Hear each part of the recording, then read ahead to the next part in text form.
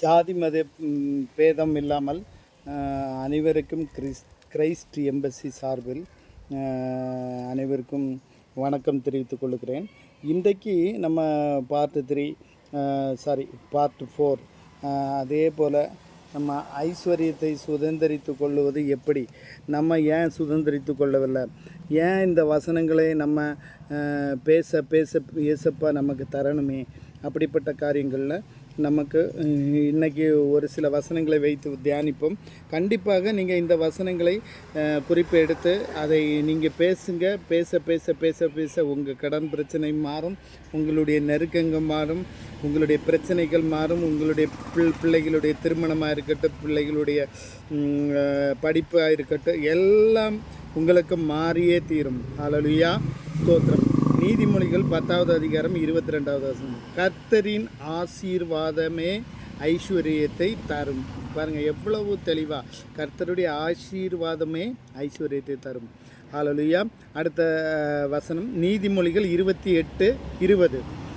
நான் பரிபூரண ஆசீர்வாதங்களை பெற்று விட்டேன். ஹல்லேலூயா, ஸ்தோத்திரம்.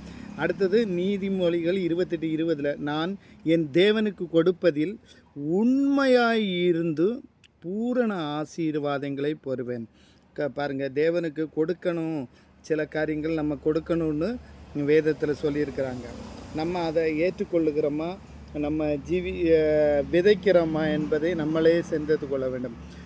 அது பார்த்திங்கன்னா 1 நாளாகமும் 29வது அதிகாரம் 12வது வசனம். ஐஸ்வர்யமும் கனமும் என் தேவனாலே வருகிறது. எவ்வளவு வேதத்தில் தெளிவாக கொடுத்துருக்குறாங்க பாருங்கள். ஆனால் நம்ம அதை சுதந்திரித்து கொள்ளுறதுக்கு ஏன் முடியலை? வேத வசனங்களை நம்ம பேசுகிறதில்ல. இந்த தேவனுக்கு சில காரியங்கள் நம்ம விதைக்கணும், அது விதைக்கிறதில்ல. ஹல்லேலூயா. அடுத்தது பார்த்திங்கன்னா பிலிப்பியர் 4:19. என் குறைவை எல்லாம் கிறிஸ்து இயேசுவுக்குள் நிறைவாக்குவார். நம்ம குறைகளெல்லாம் கிறிஸ்து இயேசுக்குள்ளே நிறைவாக்குவார். ஹல்லேலூயா. அடுத்தது பார்த்திங்கன்னா 2 கொரிந்தியர் ஹல்லேலூயா 8வது அதிகாரம் 9வது வசனம். இயேசு கிறிஸ்து ஐஸ்வர்யவனாக இருந்து நான் அவருடைய தரித்தினத்தினாலே நம்ம ஐஸ்வர்யவனாக மாறி இருக்கிறோம். பாருங்கள், அவர் சிலுவையில் நமக்காக 3 காரியங்கள். 1 நீதிமான், 2வது ஐஸ்வர்யம்.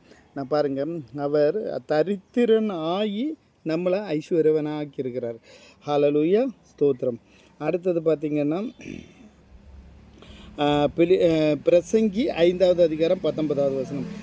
என் பிரயாசத்திலே மகிழ்ந்து இருக்க அதிகாரம் அளிப்பது என் தேவனுடைய அனுக்கிரகம். ஹல்லேலூயா. அடுத்தது என்னாகமும் 24வது அதிகாரம் 1வது வசனம். என்னை ஆசீர்வதிப்பதே கர்த்தருக்கு பிரியம். பாருங்கள், எவ்வளவு இன்ட்ரெஸ்டாக ஏசப்பா நமக்கு வேதத்தில் கொடுத்துருக்கிறது. என்னை ஆசீர்வதிப்பே அவருக்கு பிரியமாக இருக்கிறது. அப்போ அது நம்ம எந்த அளவுக்கு ஏசப்பாவுடைய வேத வசனத்தை தியானிக்கிறோம், எந்த அளவுக்கு பிரியமாக இருக்கிறோம் என்பதை நீங்கள் உணர்ந்து கொள்ளுங்கள். வேதத்தை தியானிங்க, முகமுகமாய் தரிசிங்க. ஏசப்பாவுடைய பிள்ளைகளாக நம்ம பெரிய ஆசீர்வாதத்தை சுதந்திரிப்போம். நன்றி.